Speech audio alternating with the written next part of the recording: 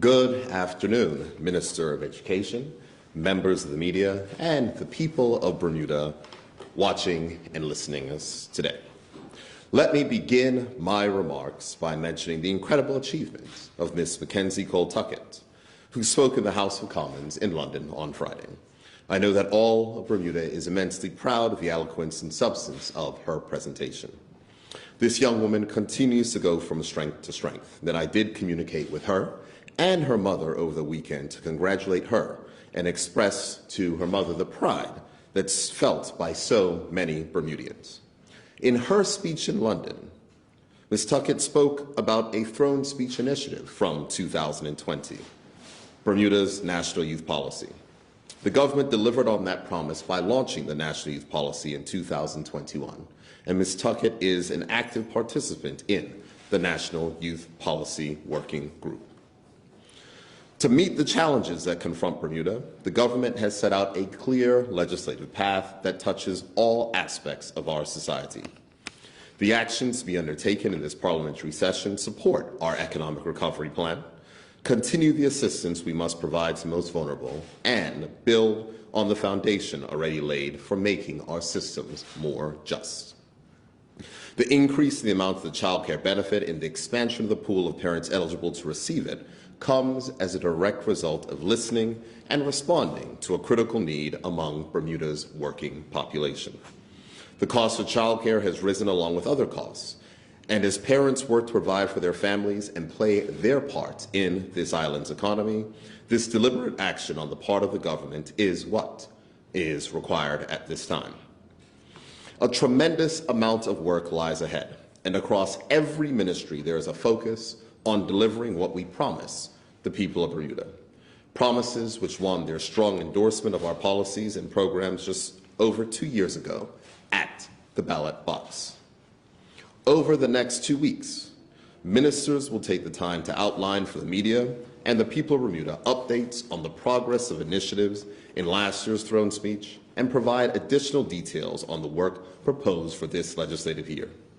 Legislation, whether new bills or amendments to existing acts, is one of the principal ways that we can deliver change for the people of Bermuda. MPs and senators are representatives, but we are principally legislators. The government is determined to advance a legislative agenda that gives statutory authority and a reality to the mandate provided to this government by the people of Bermuda. As I turn now to address matters related to the Ministry of Finance, the legislative goals for the ministry mirror those of the government as a whole. Streamline processes for residents and businesses, promote equity in financial markets and the treatment of working people, and to create the conditions for job creation and continued economic growth. Significant work has been done to advance the government's commitments to reduce interest rates and to address issues related to bank fees as outlined in previous throne speeches.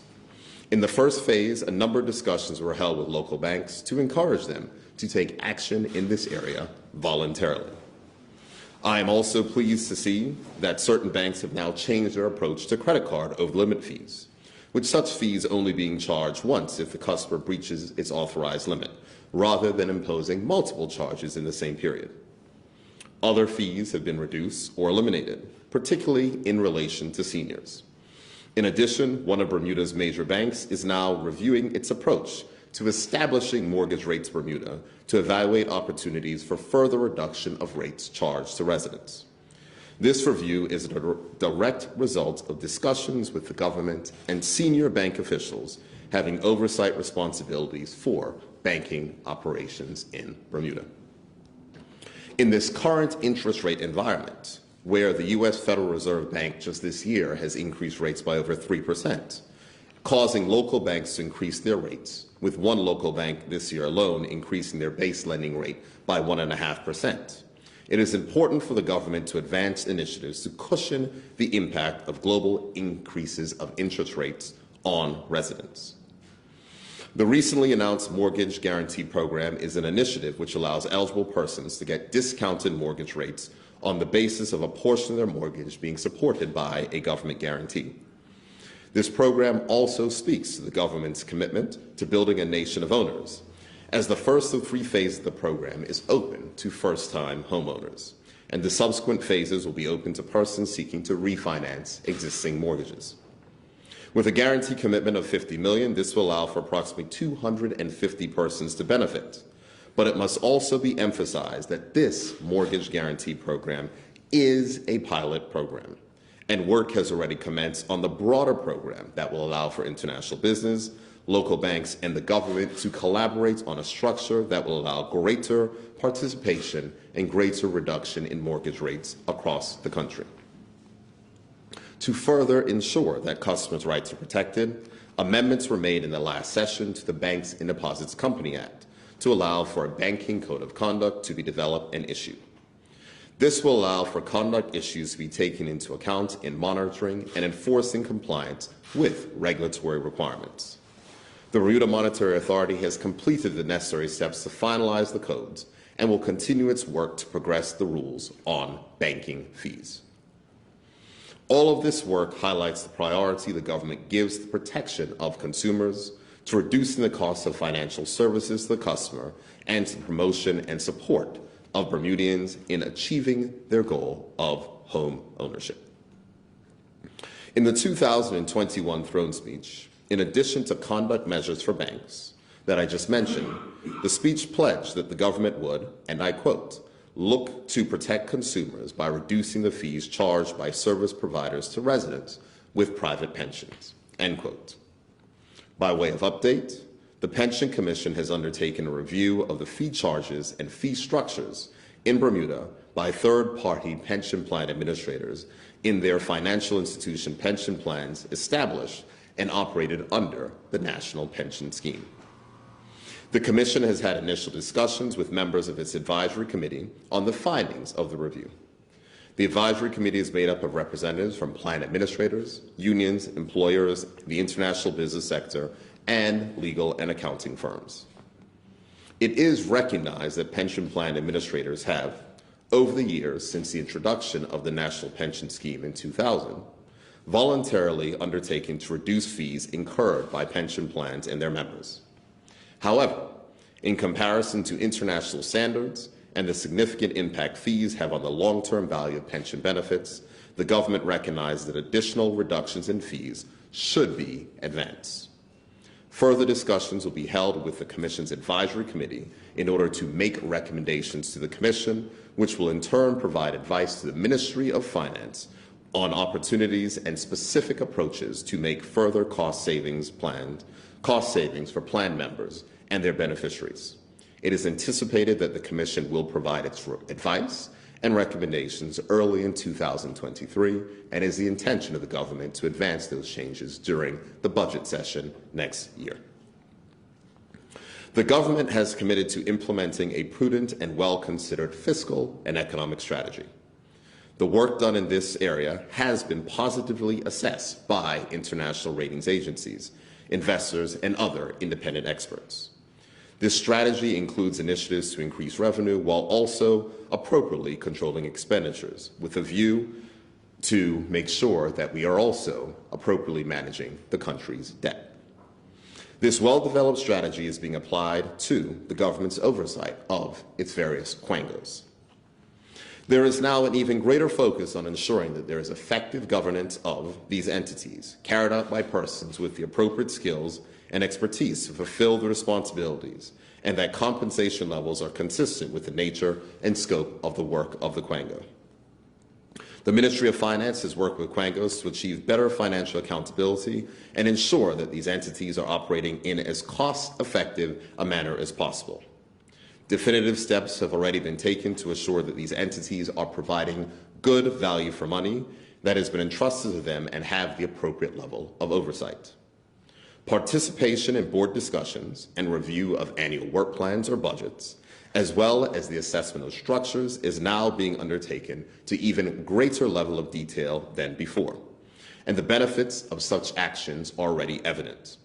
Reductions in financing costs and other overheads in various quangos have already been experienced.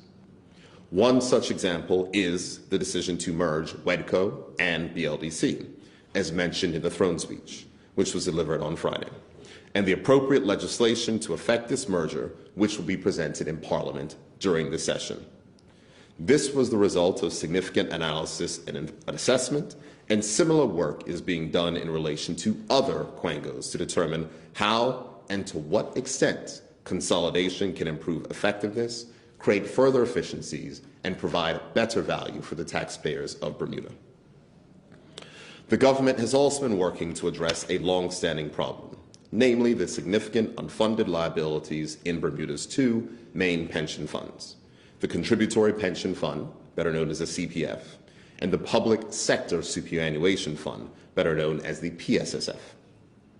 Using the services of an independent firm with considerable expertise in this area, as well as actuarial consultants for the funds, options to increase the contributions and/or more effectively manage the benefits are under review, and discussions to ensure the long-term sustainability of the funds have been held over the past 2 years. In addition, steps are being taken to progress a critical aspect of this reform, which will reflect this government's commitment to a fairer, more equitable society and bring Bermuda's social insurance system in line with other countries around the world. In relation to social insurance contributions, it is intended that contributions will be changed from the current fixed rate for all persons, regardless of income, to one that mirrors other countries in the world where social insurance contributions are paid as a percentage of earnings. The effect of this change would be to increase the take-home pay of low-wage earners, while having high-wage earners pay more into the fund. Changes resulting from this work will be revenue accretive to the Contributory Pension Fund, which will help to address the underfunded nature of the pension plans. It is anticipated that the relevant legislative amendments to address this issue and to address the problem of underfunding of these pension funds will be enacted during this legislative session. As highlighted already, this government recognized the importance of ensuring effectiveness and efficiency as part of its fiscal and economic strategy. However, it has realized that further streamlining is necessary to enhance Bermuda's competitiveness and promote greater efficiency under the Companies Act 1981. As licensing and regulatory requirements in other areas have been put into place or strengthened, there has been limited evaluation of the related corporate approvals that are under the Companies Act to determine if they are still relevant or required. A detailed review of the Companies Act and the permissions that are required by the Minister of Finance under the Companies Act has been completed. Specifically, the need for continued ministerial approval for proposed actions and transactions. By way of example, the approval of the Minister of Finance is required to approve the establishment of a range of businesses, including those in the health field, legal field, accounting field. All of these are where there are additional licensing requirements for other administrative bodies that are already in place. Streamlining the approval process of a number of areas is expected to be a very positive step for Bermuda, facilitating greater ministerial focus on policy and strategy and potentially reducing the cost of doing business, creating savings for the government and increasing the attractiveness of the jurisdiction as a place to do business. By way of another example, if companies want to sublease their property or lease their property, they have to go to a lawyer to apply for permission to the Minister of Finance in order to go ahead and do these leases. These are things that are rather antiquated in a 40-year-old act, which will be updated because that is not the way that we want to do efficient business in Bermuda. And if we're going to focus on reducing the cost of business to local companies and also international companies, these are the streamlining efforts that we can make happen inside of the Companies Act. Moving on to Morgan's point. The ongoing actions to address the problems resulting from the structure and inadequate resources put in place support the guarantee given to the Morgan's Point project by the former government have been extensive. The government to date, and not the government, I should say the taxpayers of this country to date, have had to invest considerable resources, human and financial, and over $210 million to date in this project. due to the failure of this project and the calling of this guarantee. Approvals have been given by the Cabinet for the establishment of a new company, which will be modeled after the Bermuda Land Development Company, to progress a plan to return as much value as possible to the government of Bermuda while providing appropriate benefits to the people of Bermuda. And the most important benefit is getting as much of the funds that have been expended back. Legislation to progress the establishment of this company will be progressed as a matter of priority in this session. And as the throne speech mentioned, the Morgan's Point Act 2014 will be officially repealed. Moving forward, the government has already demonstrated its commitment to providing support and assistance to the people of Bermuda in mitigating the impact of rising global inflation. The measures of which were outlined previously, which were passed in the last session in regarding the duty reductions for essential goods, have been brought into force.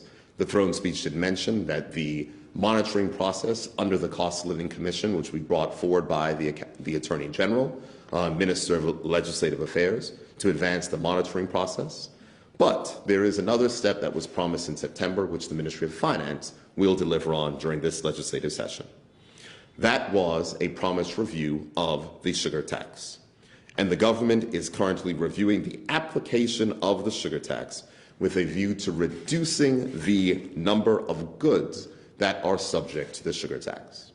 In our meetings with importers and with retailers, there was a discussion about the wide range of products that the sugar tax is now currently applicable to, and the Ministry of Finance is working with the Ministry of Health on narrowing the application of the sugar tax to, in a ways, look to provide additional relief while not going against the main purpose of the sugar tax, which was to reduce the consumption of sugary items to have long-term benefits for health care, as we do know that we have severe issues with chronic disease in Bermuda, specifically those of diabetes. Those are the matters that were mentioned by the Ministry of Finance during the throne speech, and I'll now hand it over to the Minister of Education to speak to the education matters that were contained in the throne speech, and I am very pleased that he'll be discussing the promises that the government has laid out, the promises that the government is going to deliver, specifically on the issue of advancing education reform, advancing the educational authority, and advancing the parish primary schools. Minister of Education. Thank you, Premier, and good afternoon, everyone. First, I would like to echo the Premier's comments by also acknowledging the incredible accomplishment by Ms. Mackenzie Cole-Tuckett, a 2021 Ministry of Education scholarship recipient who spoke in the House of Commons in London on Friday. Ms. Tuckett is a role model for all young Bermudians, and I look forward to actively watching her achieve all that she is destined to. Recently, I had the honor of representing Bermuda at the Global Educator Leaders Partnership, or GELP, a gathering of ministers, system leaders, and change agents in education from every continent around the world, where I was invited to address the participants and present what we are doing to education reform here in Bermuda.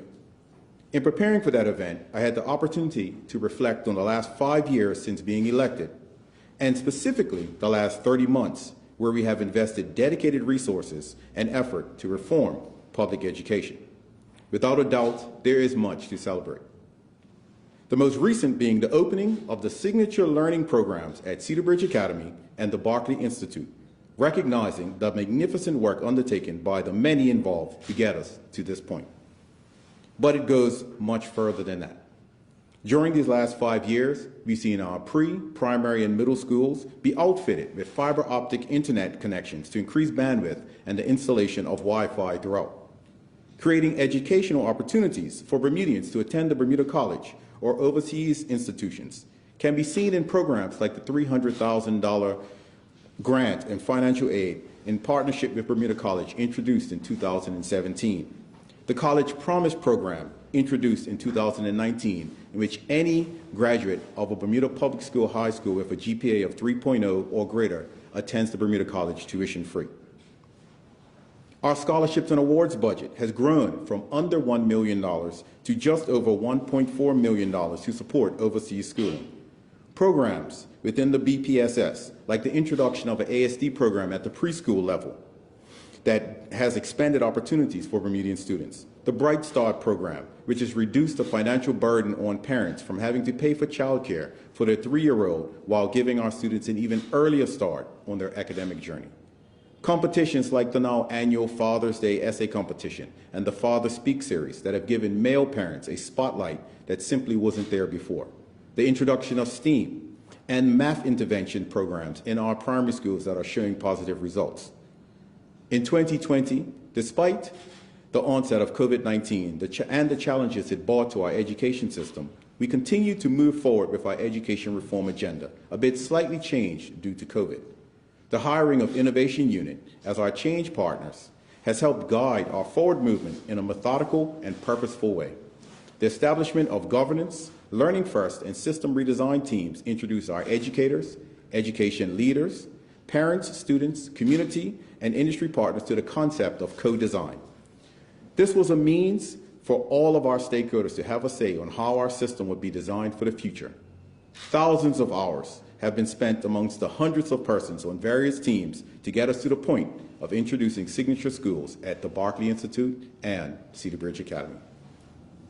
The introduction of financial and insurance services along with health and social care signatures at the Barclay Institute and STEM, science, technology, engineering, and math, along with trades and professional signatures at Cedar Bridge Academy marked the start of a new era of education in Bermuda.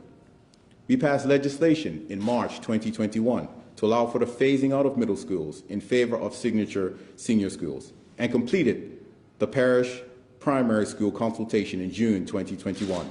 All of this work that has come before laid the foundation for signature schools to open in September 2022, but there is still much work left to do.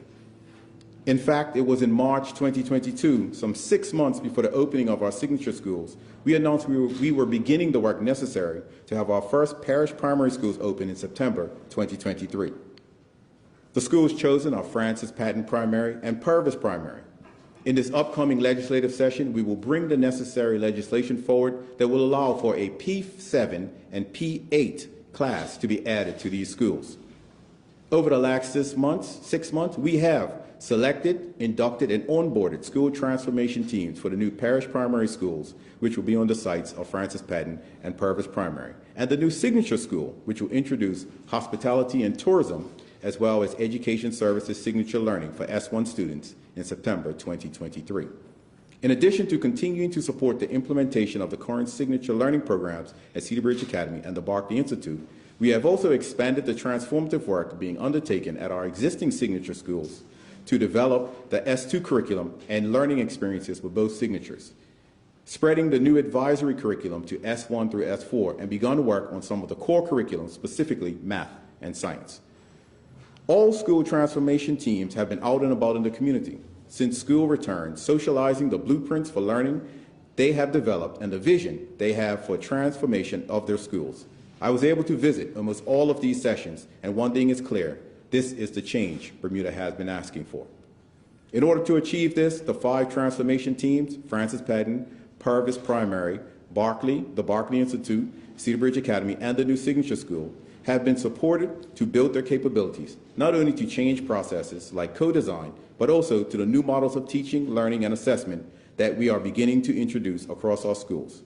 Many further opportunities will exist in the coming months to get involved in the exciting, ambitious work, and I encourage everyone involved to get involved. You may not realize the difference even 5 minutes of your time will make. This brings me to our work, which is less focused on the day-to-day relationship between our most precious resource, our children and young people, and their educators and school leaders, to another critical relationship, the one our system has with schools. As we have been clear from the beginning, the goal of education reform is to reorient the Department of Education to be even more nurturing and empowering in order to sustain the transformation of our schools. To achieve this, a number of legislative changes have already been made, but that is just the beginning. Just as we want our educators to empower and nurture our children, we so need our system to empower and nurture our educators, principals, and our schools. We need a system that moves from being directive and models that have worked for us previously to models of public management, models that cradle and enables and puts children first and at the center of everything that we do. Work has been underway to develop the policies, procedures, and practices in areas like educator professional learning, graduation, and partnerships with businesses, industry, and community, to name a few. In this school year, work has been initiated on inclusivity and cultural responsiveness and school leadership development, and work will accelerate on school choice and admissions and learning environments, including how we use time, technology, and space facilities across the island. It is only when these policies, procedures, and practices are consistently embedded across all schools in the island we will be confident we have conditions in place that not only make the changes now, but make them stick, to learn that we are continuing and to continue to evolve as a school system. Equally important to celebrate what we have achieved has been the opportunity to identify what we have learned and what we can do better. The work of transforming outcomes for children and young people not only unprecedented in education circles in Bermuda, this level of whole system change is unprecedented in the public service in Bermuda. Like our work to reform the health system, we know that the work is critical to the success and prosperity of our nation. So now is the time to strengthen our resolve. We will always look at what we are doing to improve our processes, how we can increase our efforts, and where possible, how we can accelerate the work. In short, the government is increasing our commitment and investment to ensure we have the right people in place to govern, lead, and deliver education reform for Bermuda. As a result of our own examination of our operations, there are changes that key stakeholders and the community can expect to see in order to progress our education reform. First of these is a new governance committee. As we prepare to introduce an education authority, we are increasing the independence and decision-making authority of the committee governing education reform. I am delighted to announce the refreshed governance committee will be co-chaired by myself and Mr. Philip Butterfield, chair of Bermuda First. Other members of the Reform Governance Committee will be the Permanent Secretary of Education, to which I welcome Ms. Jasmine Smith to the role as the part of the changes announced by the head of the Public Services last week.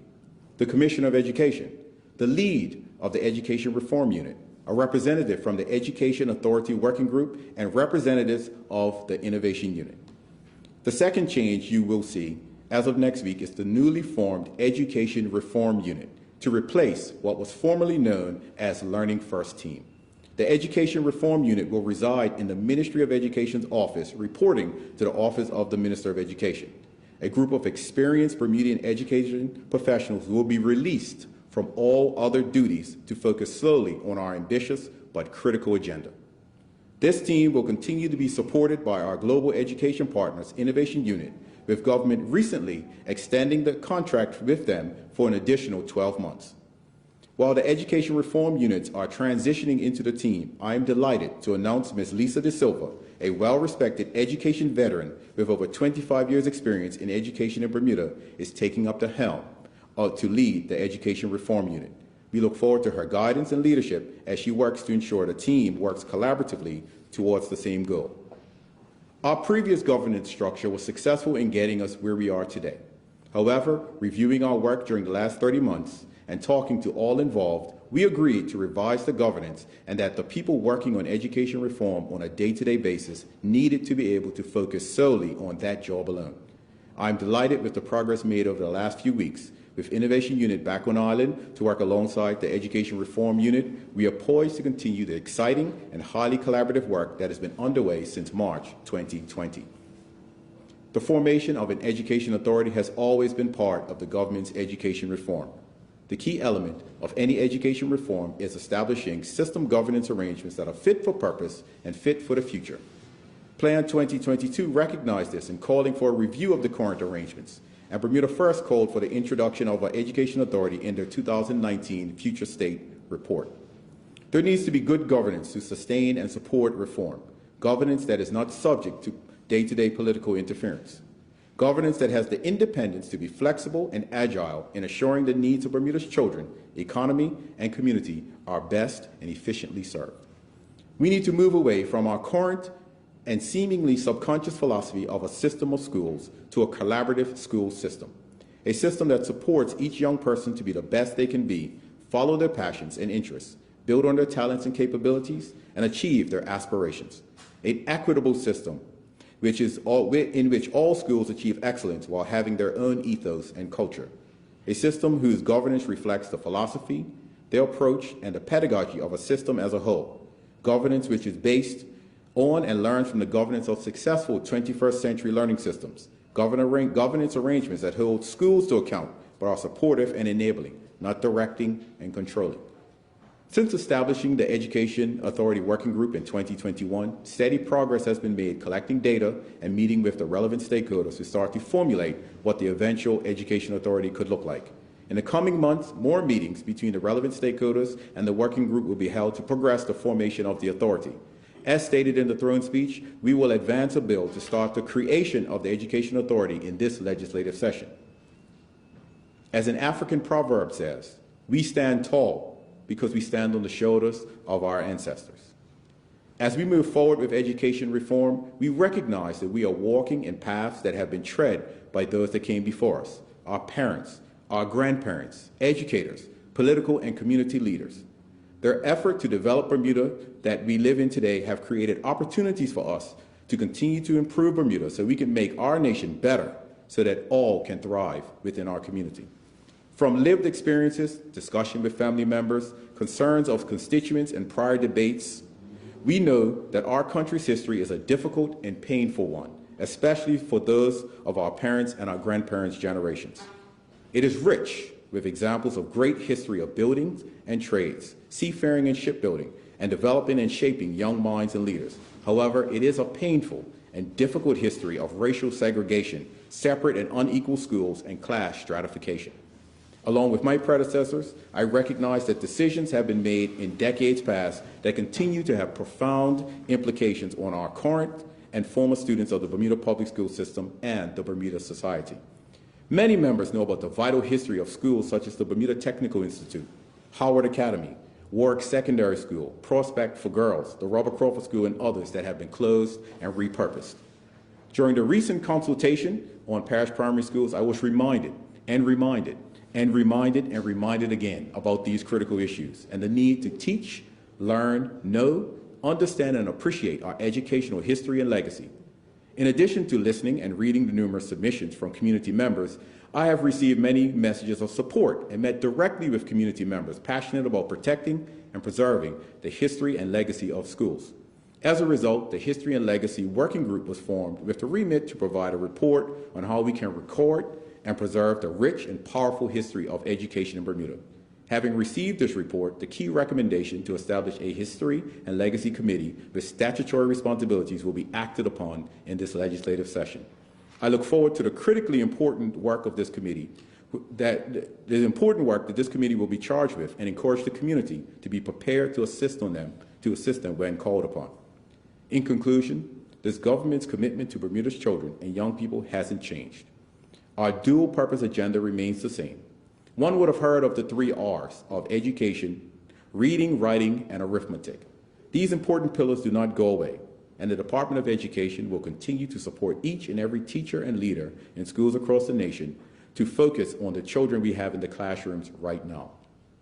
In addition to this, the talented teams of professionals from within and beyond the educational sector taking up roles in the Education Reform Unit will be focused on the future and our 6 R's of education reform: reconceptualizing how systems and schools are governed with the introduction of an education authority, reorienting the Department of Education to be more nurturing and empowering to sustain our schools' transformation, redesigning models of learning, teaching, schooling, and introducing parish primary and signature schools by phasing out middle schools over the next 5 to 7 years, refreshing and building where necessary the physical infrastructure of our schools, re-engaging stakeholders and the community in what we know is everyone's business, and importantly, remembering the history and legacy of education in Bermuda. I began my statement today by discussing the opportunity to be at the Global Educator Leaders Partnership recently. It was both affirming and challenging experience. It was affirming to know that we are not alone on this journey. Many countries across the world are engaged in similar transformation efforts, big countries and small countries, high-performance countries, and those that have room for improvement. Everyone agreed that the models of schooling that may have worked in the past are insufficient should we generally want to help our young people develop skills, knowledge, values, and relationships that will enable them to access and be creators of the jobs of the future, to be active citizens, and to tackle increasingly complex challenges. And challenging in a way that we cannot shy away from the reality that reform does not happen overnight. It will take several years for us to have established and developed all 10 parish primary schools and have put in place all 10 signature learning programs and our signature schools for exceptionalities and for alternative education to realize the vision for learning. This work is not optional or something that is nice to have. As remarked in the speech from the throne, education remains the most significant priority of this government.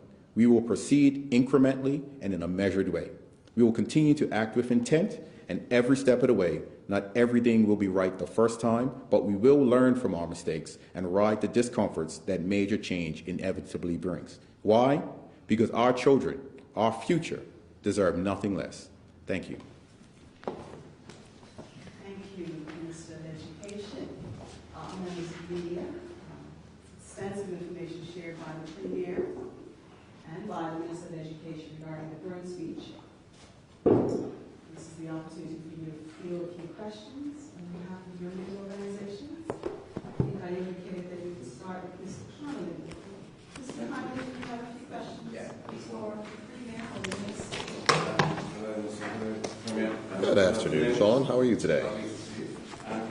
I've got some questions for the Education Minister. But, Fine. We can go back and forth. Don't worry. We are here for a throne speech press conference. Go ahead. I'll start with the Premier.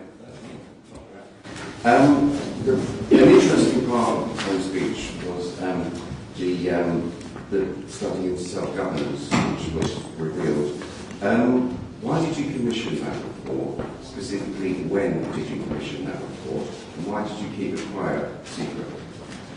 I do not recall when the report was commissioned. That was under the Attorney General and the Minister of Legal Affairs and Constitutional Reform, so she can certainly provide a better answer for that. But the question is why? I think, and I'm sure not only you or other persons may have questions regarding this, and I think that it's,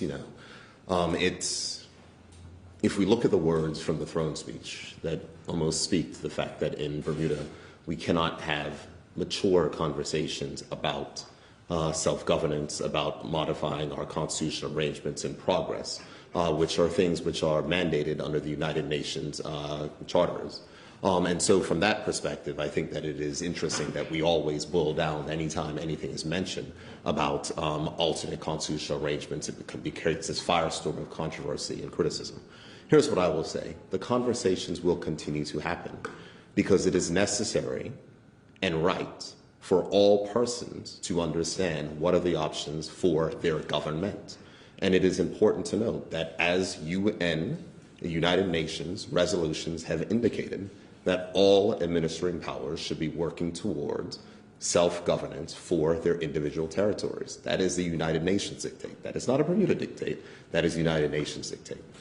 The report itself is a very long one. I have not had the ability to read the entire thing. I've managed to skim over it. The Attorney General has managed to read the thing. It will be going to Cabinet soon, and it will be shared with the public soon. But I think what's the most important thing about that is to note that it is about educating the citizens of this country.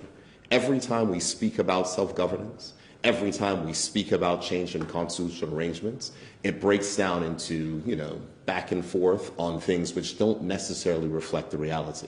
And if we're going to have a serious conversation in this country, as all overseas territories are having, as the UK government asks territories to look at their constitutional changes, which they may or may not wish to have, and as we continue to report to the United Nations on an annual basis as required under UN resolutions on the progress and steps which are being taken towards self-governance, I think that it makes sense to have a comprehensive report that is produced that can be shared so that persons can actually know, understand, discuss what self-governance means, what does this entail, what does the United Nations have that is laid out in so far as its resolutions about working towards self-government, what Bermuda is doing in that regard, what other jurisdictions are doing in that area, and I think it will be helpful as a document to discuss. But on the pure basis of it, I just want to return to just three very fundamental points that govern this entire discussion regarding self-governance.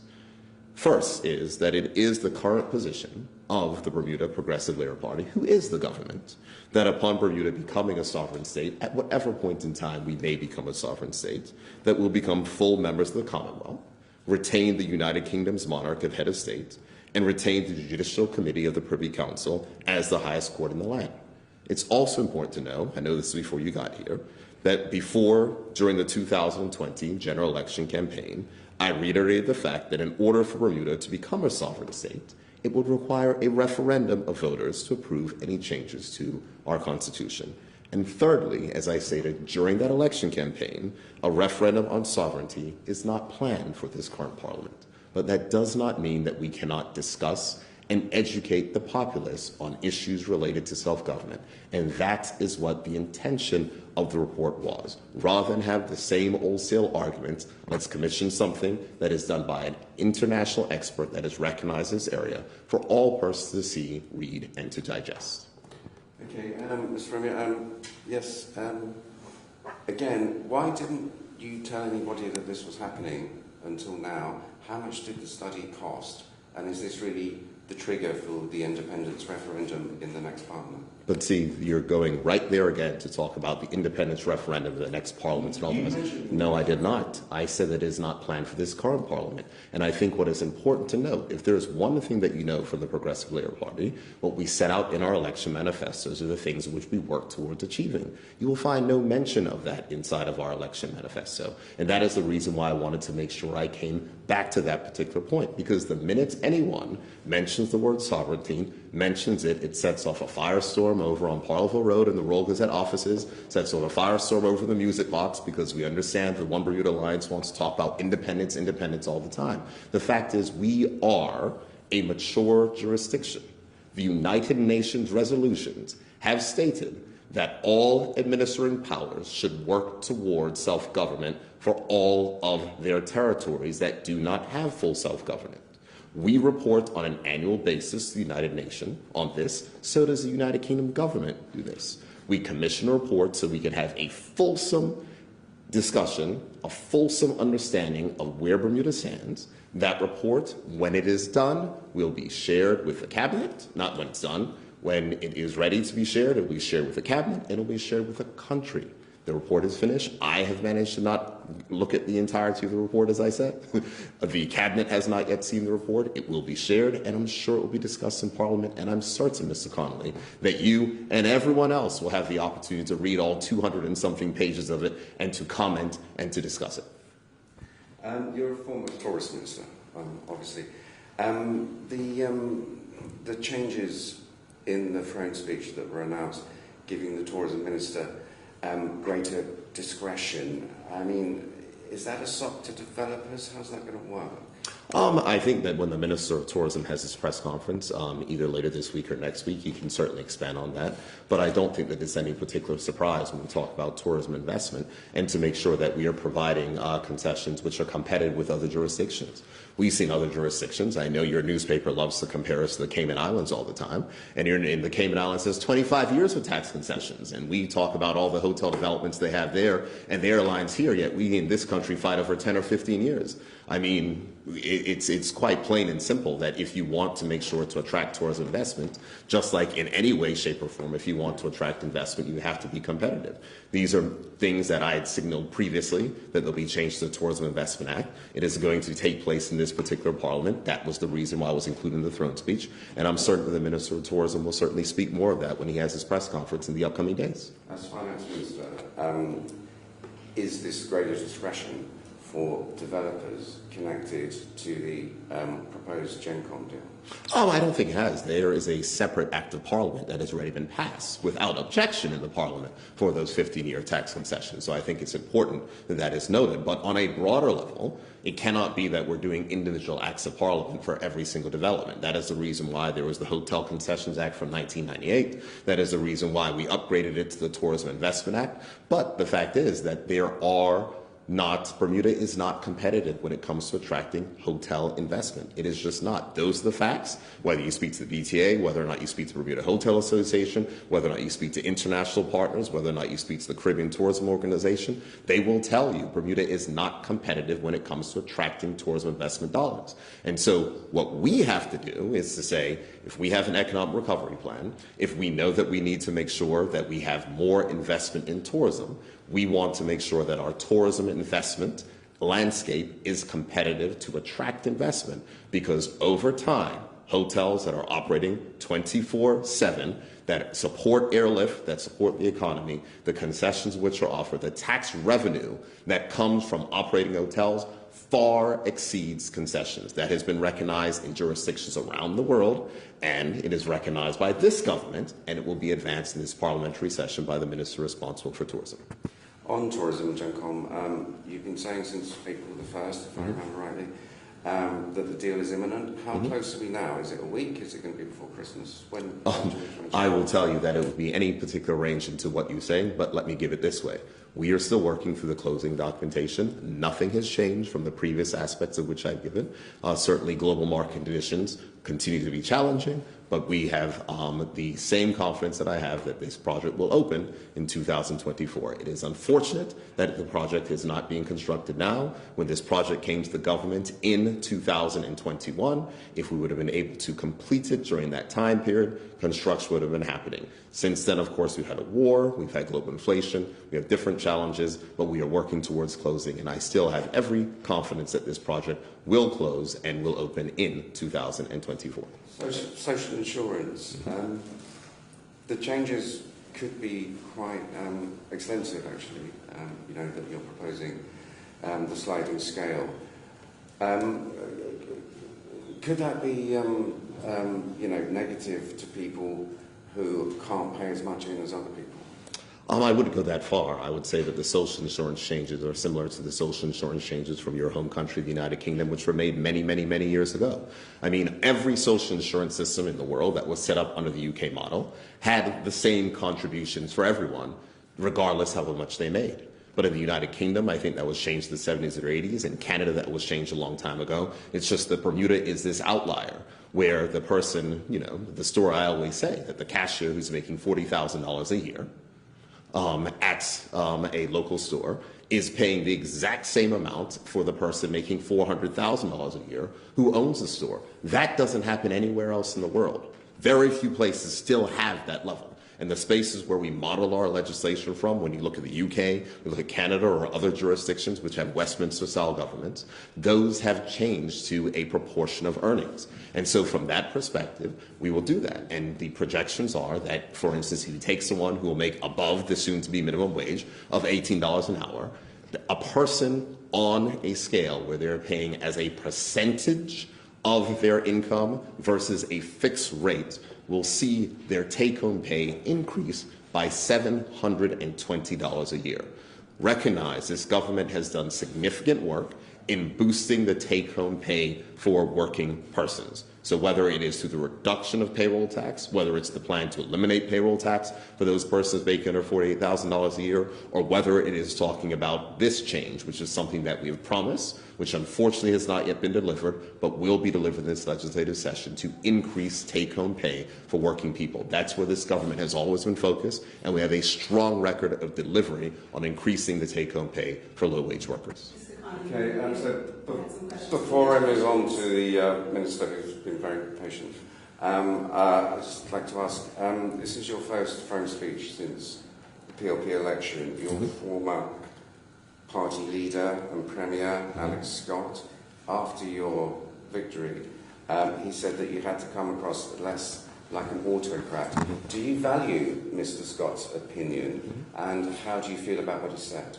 I value everyone's opinion. I don't know particularly what he said specifically, as I know the Royal Gazette has a habit of taking quotes out of context. So when I haven't spoken, I will just say I know that the Royal Gazette has a habit of taking quotes out of context. So that's perfectly fine. That's your opinion. I can have mine as well. That's actually factual. That's okay. You can have yours as well. But the fact is, the Royal Gazette has a history of taking quotes out of context, so I'm not entirely certain what he did say. Let me put it this way. I value the opinion of anyone who's had to serve in the high-pressure role as leader of a political party and as leader of a government. But the fact is, the cabinet I lead knows the facts of that, the whole issue of autocratic nature, et cetera. We have a cabinet-style government. We have a government where I am first amongst equals, yet all ministers have the opportunity to change views and policies and advance the matters in their own particular ministries. And so, though whatever he would have said, what I will say is what's important for the people of this country to know is that their premier is listening, that their ministers are listening. And if you look at the throne speech, one of the main items in there, when I was on the highways and byways of this country, childcare is something that is hurting and impacting a lot of families. We all know the issues of the costs of living that are happening during global inflation. And what people want is a government that has strong leadership to respond to those concerns, but one that is also listening to their concerns. But we have a strong and vibrant democracy, and there is no autocracy in Bermuda. Happy to defer to the Minister of Education. Yes, I do. Minister of But Education. as a political editor of 27 years, I can say I always report facts, and so does the Royal Gazette. Questions for the Education Minister? Mr. Minister, could I just ask you, the Education Authority, I know you say it's in development, it's still evolving. Would you like it to see it be fully independent? It is the term independent is a misnomer that I think is thrown out, or a red herring that's thrown out. It cannot be fully independent because it will always be funded by the government.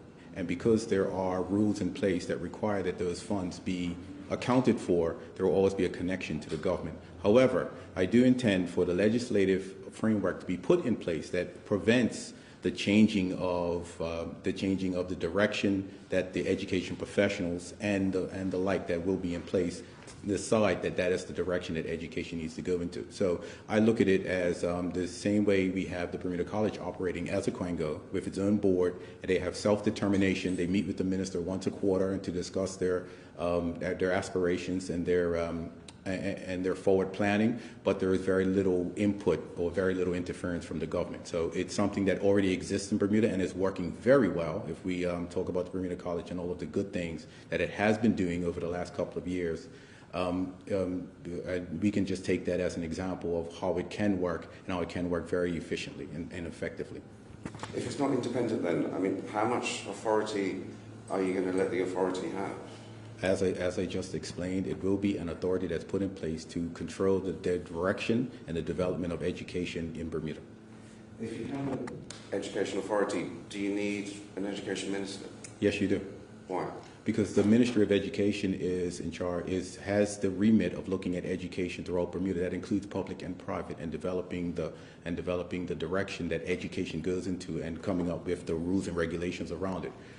We can both perfectly coexist with an education authority running the day-to-day operations of the public school education. Okay, thank you very much. Sure. Thank you, Mr. Conley. And Mr. Rabain said that you say that, Mr. Well, start with your A wonderful, Is this a public school parent? Exactly. I must say. Been very involved in all of the stuff which we're doing. And congratulations to your son at West Pembroke. Yes, and yes, my daughter just got a prefect there. So Yes, congratulations. So, one of the things I just want to piggyback on, Shona, I'm not sure if I heard correctly. When it comes to the education authority's independence, will the government still select roles on the education authority, or how independent will it be in terms of who sits on it? Well, Gary, as I spoke here, we are in the process of developing how the boards will be established, how they will be selected. And so once that is finalized, and of course that's talking with our stakeholders as well, we have quite a few people that need to be discussed. We have 3 unions that are part of education. We have aided schools, we have maintained schools, we have educators, we have educator leaders, we have the Department of Education. So these are multiple persons that we have to have these types of conversations with. And once those plans are firm and finalized, we will be having subsequent updates on that.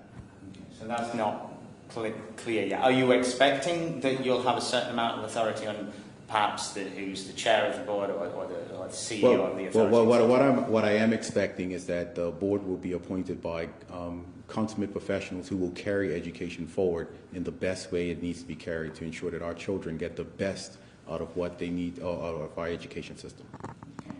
Now, as this progresses along, this reform, now that you have your two signature schools, your first parish primary school, how are you going to be measuring the success before you progress? You talked about learning from our mistakes.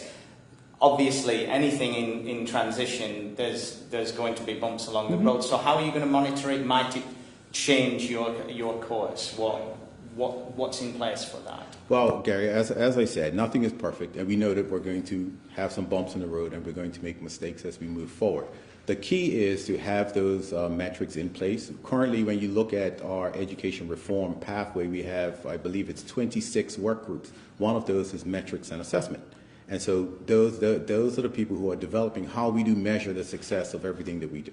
So it's currently in place to do that. Will that be shared? Will we get those metrics so we can see, okay, this bit's working, this bit needs a little work? Gary, the purpose of co-design is to continuously involve the public in what it is that we do and how we move forward. Okay. Take that as a yes, we'll get to know. Should I? Okay.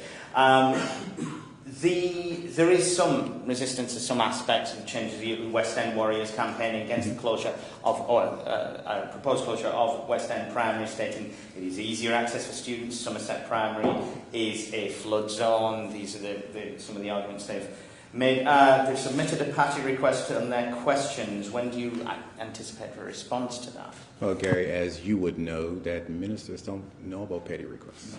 So you have no.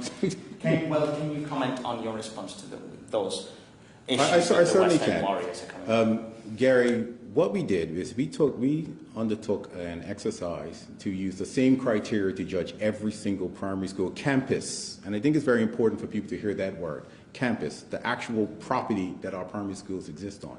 We took we analyzed each campus the same way, and they were scored. Each campus within a particular parish that scored the highest was selected to be redeveloped into the parish primary school. So when we hear that West End is closing, Somerset Primary is staying open, that is again a red herring. What we are doing is opening a new parish primary school on the site of the best place to have one in that parish. And it's been put out there on numerous occasions. We can call it West End Primary, because West End Primary has been located in about 4 different locations in its history. This would just be another step in that history. And one of the things that has been notable about this period of time is we have seen, or appear to have seen, a number of teachers, public school teachers, who've been withdrawn out of the system into this reform program, and then substitutes coming in. Is there a risk that there's a little bit of compromise to the current system and the current education of students while trying to get this reform underway? Gary, unfortunately, one of the things, and this was something that was a big topic at GELP, is at the Global Education Leadership, is massive reform such as this cannot be done without disruption. And there is disruption. What our job is to do is to minimize that disruption as much as we can. One of the things that we have recognized is we can't continue to have persons trying to do their teaching job and doing this at the same time. So instead of continuing along that path, we're pulling people out completely and replacing them with someone who can be there on a sustained basis. So we can have that stability that you're talking about that we might not have been seeing previously. So that's how we're looking at what we're doing and how we can improve as we move forward. But in a sense, are you also going to be monitoring that? Do you have some statistics on what's happening right now with the disruption to students at this time? Well, it's not so much the disruption of students. And believe it or not, Gary, our educators are very affected by this as well, because they don't want to be away from their students. They don't like the fact of, I'm in here 3 days a week, I'm out 2 days a week. It's either I'm out completely and someone's there consistently, and so we can have that continuity. So that's what we're looking to do. We're also looking to bring in things like stipends for a person so they can work after work instead of during their work week. So we're looking at what we've done over the last 30 months and looking on how we can improve. And there are lots of other options that have come up that, once again, takes into account what is best for our children. Because at the end of the day, everything that we do, everything that we say, and everything that we move forward in has to take into account what is best for our students and what is best to make sure that they continuously get the attention that they need. Thank you, Minister Gary. Our time is dwindling down. Okay. Do you have some questions for the If I may move to the Premier then. Just touching on the social insurance reform, you said it's expected this session. Are we going to see it go before the House before Christmas? This session is this parliamentary session, so that parliamentary session ends most likely in September 2023. This is certainly not something that can be rushed. As I said, there is a lot of work that has been done on social insurance, looking at the various challenges of social insurance to make sure that social insurance is stable into the future. And so those are all the discussions which have been had about, changes to the eligibility age for social insurance, all those things which have been previously discussed by the former Minister of Finance, myself as well. So all those matters. But there's a specific part about this which is the changing in the structure, because as we are living in a time of increasing global inflation where the government must do all it can to make sure to increase the purchasing powers of low-wage earners, this is why this is being particularly singled out as it's something that is important.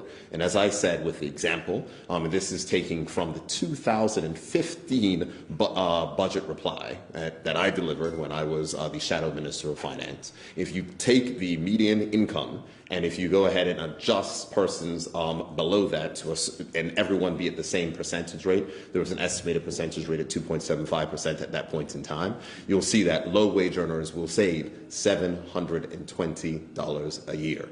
And so that is, that is significant. That is significant additional money in people's pockets when added to the amount of reduction in taxes that those low-wage earners have had under this government. You're talking about a significant extra amount of money each year. So could we, in fact, be seeing this move as a test run even for income tax? I wouldn't say so. I don't think I don't think there's any particular comparison on that level.